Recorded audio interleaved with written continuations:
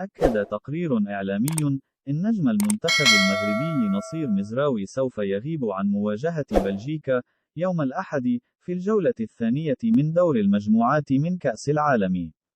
ووفقًا للمعلومات الواردة من شبكة بي إن سبورتس، فإن مزراوي يعاني من تورم في العظم العلوي للورك بعد إصابته في الجولة الأولى ضد كرواتيا. وسيسابق نجم بايرن ميونخ الزمن من أجل التواجد في الجولة الثالثة ضد كندا يوم الخميس القادم.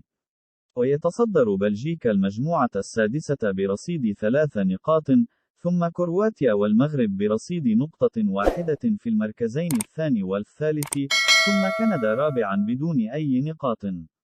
أكد تقرير إعلامي إن نجم المنتخب المغربي نصير مزراوي سوف يغيب عن مواجهة بلجيكا يوم الأحد في الجولة الثانية من دور المجموعات من كأس العالم.